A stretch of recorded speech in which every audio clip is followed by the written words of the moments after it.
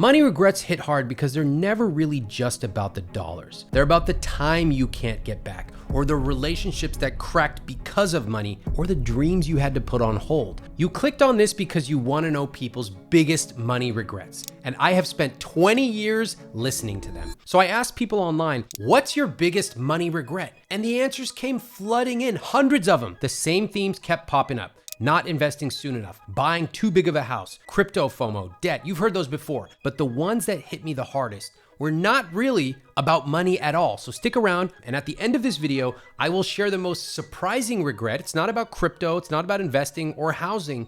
It's actually something far more personal. People said things like, I should have started earlier. Unfortunately, there's never a perfect time. And the real driver behind this is fear. Fear of losing money, fear of looking dumb, fear of looking at your own expenses and saying, I actually do have $50 or $100 a month that I can put towards investing. A lot of perfectionists will say things like, I'll start when I get all my ducks in a row. Here's what you should do instead. Start small, start now, even $50 a month. Compound growth is not built on timing the market, it's built on time in the market. The best strategy is to stop waiting and get in the game now. But you should be cautious about the next topic. This is one of the biggest regrets that I hear. Here's the truth. Some people did buy a big house and they love it and they can afford it. But a lot of people bought a big house and they now regret it. Remember how this happens. We all hear these phrases, a house is a great investment, you'll make so much in equity. Well, let's take Eric and Elena, a real couple that I spoke to on my podcast. They told me about buying a $770,000 condo in Toronto. Their rent had previously been $2,300 a month. The mortgage was supposed to be $2,600 a month, but once you added in taxes, maintenance fees, and all the phantom costs, the real cost was closer to $3,500 a month. They were making $160K a year combined, very good income, but they were living what they called paycheck to paycheck, losing about $1,000 a month from savings. Their emergency fund was only $354. At this pace, they were 2 years away from running out of money. Elena said something I'll never forget. It's embarrassing to think that we just made a $770,000 mistake. Eric admitted, I'd rather take the hit and the embarrassment than keep doing this. Here's what I told them. Despite homeownership being America's #1 religion, it's actually a financial purchase, so treat it accordingly. Run the numbers, and if they don't work, you need to consider your options, including selling. That's not failure, that is taking control. And I want to acknowledge that it's easy to feel embarrassed about a decision like this, especially because all of us are heralded. Oh, you bought a house, you're so young, so cool. But this is the biggest financial decision of most people's lives. And almost nobody actually runs the numbers. Instead, we just follow these pithy little phrases. Owning a home equals success. Houses always go up in value. If you don't buy now, you'll miss out forever. No wonder so many people end up stretched thin. Guys, it's not the amount of coffee you're buying, it's that your total housing costs are 36% of gross income. But you don't know that because you never ran the numbers. Here's the lesson. Buying a house is a very complex financial decision. You absolutely must run the numbers before buying. And sometimes renting a house can be a better financial decision, as it has been for me for the last 20 years. Now, let's talk about the next big regret, one that has cost people tens of thousands of dollars. I hear these money regrets all the time. I should have bought Bitcoin earlier. I lost a ton gambling. I wasted $5,500 on a shady course. What's behind all of these answers? Well, I think it's human nature. We see someone else get rich quick and we want the same. We're afraid of being left behind. And you will hear people say in one sentence, I know I shouldn't try to get rich quick, wait for it, but, and then everything they say after the word but is about getting rich quick. Speculation is not the same as investing. If you want to take 5 to 10% of your well-diversified portfolio and invest it in speculative assets, whether it be crypto, a buddy's bar, some angel investment, whatever, go for it. I want you to, as long as your other 90-95% is diversified. The problem is that most people don't do this. They actually scoff at diversification, but building real wealth is boring. It's built on consistent fundamental habits like automating your savings, investing in diversified low-cost funds, and giving it the ultimate blessing, the blessing of time. If you don't understand it, don't put your money in it. And if a crypto bro promises you can get rich with a secret formula, you're probably gonna get scammed and rug pulled. But not every regret is about chasing something shiny. Sometimes it's about the weight of choices you've already made, like debt. One couple I spoke with on my podcast was carrying over $500,000 in student loans. It was so overwhelming that for years they even avoided looking at the numbers. But I talked to them, and once we mapped it out together, they realized they're not doomed. The debt didn't disappear overnight, but the shame started to evaporate as they moved from avoidance to action. Debt is one of the most common regrets I hear from people. A lot of people start off by taking on these gargantuan student loans that they don't understand. Next, it's often mindless spending that puts people into credit card debt, keeps them there. One regret about debt that I wish I heard more was that people in credit card debt keep spending on their credit cards all because they want to earn points. What the hell is wrong with you? It is not worth 26.99% to get these freaking points that are worth less than 1 cent each. Guys, if you are in credit card debt, stop using your credit cards. Another mistake that drives me absolutely insane is going into debt for home renovations. Your home renovation is almost certainly not an investment. It is a luxury. Yes, I'm talking to you, American homeowners. Oh, I need my basement done. That's certainly gonna add on ROI. No, it's not. It's a luxury. You might as well go out and buy a $25,000 Birkin bag. That would be the same level of expense that you would pay. Sure, you could sell it back and maybe get a little bit of money, but that's not the point of it. You're building a freaking basement so you can enjoy it and brag to your friends on Instagram 3 times a year. Simple man, #man cave. It's a luxury. Now, if you already have debt, the focus should be on paying it off, especially if it is high interest debt. And you want to still live your life, you can still eat out if you have debt. It's okay. You just need to have a debt payoff plan, and you need to make sure that you are not getting into even more debt. Remember, debt is not a wealth building strategy. I know everybody hears these rich people talking about, oh, I leverage debt, I'm so cool. You shouldn't even be using the word leverage until you have millions of dollars. Do you understand what the I'm talking about? Leverage? What is leverage? Do you understand that leverage works on the way up and the way down? No, you just thought it was a secret afterburner fuel that makes you get more money magically. Hey everybody, leverage. Where's my money? That's not how it works. If you don't understand how leverage even works, you probably should not be leveraging anything. Leverage a book. Where's my book? Since you can't read it in English, I'm gonna show you a different version in a different language. Leverage this, learn a language, read the book, then follow it. The next regret beyond me spending my life teaching you about money, you not listening to a single thing I say, let's just get to it. This was actually a surprising regret. People said stuff like, I stressed about my first house because I wasn't prepared. I should have set money aside for that big trip, not charge it on my credit card. I wish I'd saved more for my wedding instead of going into debt. That's a very common one. All right, so why does this happen? Because a lot of you think you're special snowflakes. Oh, me? Getting married?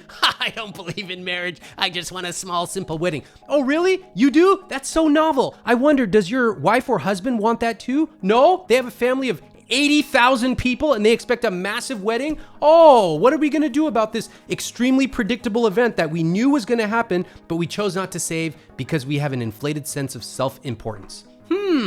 Stop it. Stop not setting aside money for things that are predictably going to happen to you because you think you're a special snowflake and it will magically work itself out. It won't. Now, why does this happen? Most of us simply don't think ahead. Most of us don't even plan beyond the next month. Most of you don't even know what planet you're on right now. What the f am I doing on this video? And therefore, we actually don't know how or why to save for things that are coming up. Like when you talk about savings, a lot of people treat it like flossing. Yeah, Ramit Sethi. Oh, Luddite, I know I should floss. I know I should. I'm not your dentist. I'm not here lecturing you on things you should do. I'm showing you how to use money to have an even more awesome wedding, more awesome vacations, more awesome retirement, kids activities. But people don't really save. And why would they? Most people still do the things they want to do. They order the food they want. They travel when they want. They have some video game console. They have a roof over their head. It's fine. The way we treat our money is to look backwards at the end of the month and go like this. Y'all know what I'm talking about. Ooh, I was bad. I shouldn't do that. Bad. You love to feel guilty. Whether you were raised religious, whether you simply absorb this guilt, whether you use it as an excuse. If I say I'm bad, then it's okay. This is not confession. This is a YouTube video. And if your way hasn't been working, why don't we just do it my way? In order to be effective with your money, you have to look forward. You got to stop looking backwards and beating yourself up as if that actually accomplishes anything. It doesn't. And you got to look forward and make a plan. What's coming up next month? Oh, I don't know. My life is so chaotic and out of, then get it in control. What about 6 months? I don't know. It's summer. What are we going to do? Make a plan. What's coming up 6 months from now, 12 months from now, 20 years from now? And then set your money up to automatically flow where it needs to go. Guys, this is why I teach the conscious spending plan. This is why I give it away for free. It helps you save automatically and intentionally. So when the big day arrives, whether it's a wedding, a house, a once in a lifetime trip, you can enjoy it fully. Oh, I don't know. Can we get the shrimp? Yeah, you can get the shrimp because you started saving for this trip 7 years ago. Now let's flip this around. What's something you went big on with your money that you actually don't regret? Maybe it was a trip, maybe it was a wedding, maybe it's starting a business. I wanna see your money anti-regrets in the comments below. Missing out on big goals because you didn't save is painful, but I gotta tell you, this next regret steals the joy from everyday life. It starts to feel like you can't spend money at all. You ever meet somebody who makes good money, but they don't spend it at all? It's easy to call them cheap, but I think that we can go deeper. One of my most eye-opening episodes was episode 63 of the Money for Couples podcast. I had talked to over 60 couples by this point about a money issue that holds a lot of people back, and that is spending guilt. People told me, I feel so guilty for getting a $5 drink. I don't know why. It's kind of like a nagging voice. It's just always there, like you shouldn't be buying this. Or even though we set money aside, we just can't enjoy it as much as we want to. Now, this happens with people who have high incomes, even people with millions of dollars in net worth. Why? Let me tell you. Number one, childhood money scripts. Maybe your parents said, we can't afford that, even when they could. Number two, scarcity mindsets, the fear that no matter how much you have, it will run out. And then finally, this one, under discussed in the personal finance world, confusing frugality with virtue. Believing that you are a good person if you deny yourself and bad if you spend. Just imagine what we would say if somebody talked about this in regards to their food. It's not a functional, healthy relationship with food.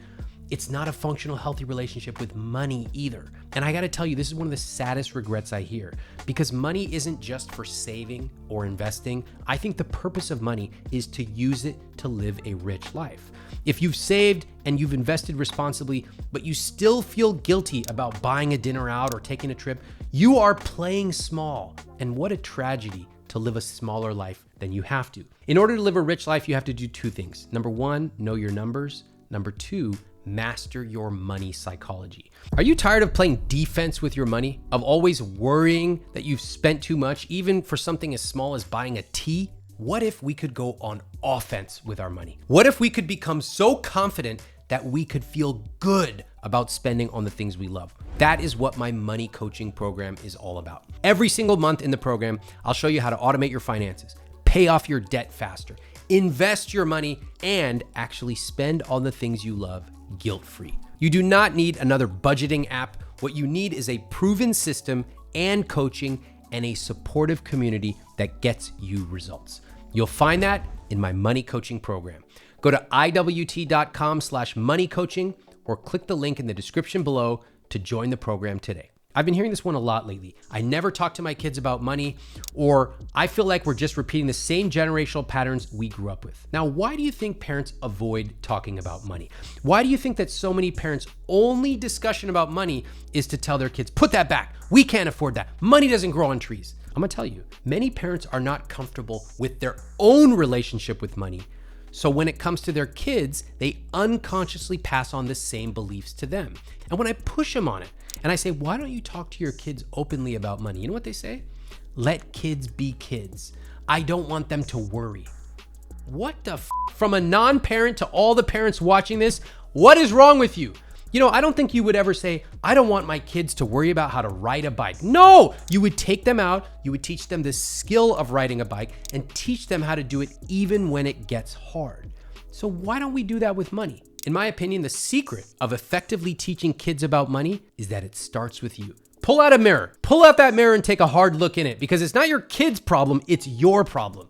When you have a healthy relationship with money, when you enjoy money, and when your kids see you talk about trade-offs and how you're using money to make sure the fridge is full of healthy food, then you can teach them effectively what you yourself are modeling. If you want to build a healthy relationship with money and then teach your kids about it, subscribe right now. I share strategies every week to help you learn and pass down those great money habits. Now let's talk about this last regret, and I personally think it's heartbreaking because it's so preventable. I see this on my podcast a lot. People, often men, tell me the following: I'm the money person in our relationship. She stresses out about money a lot, so I tell her it's going to be okay. You know, this is very common, especially in heterosexual relationships. Men often see themselves as the provider and also as the person it is to stop their wives from worrying. Now, in the same relationship, women will often describe themselves as the ones handling the day-to-day finances. But when I ask them what that means, you know what they say? Making sure all the bills are paid on time. Inevitably, as they start to understand the money day in and day out, they start to worry,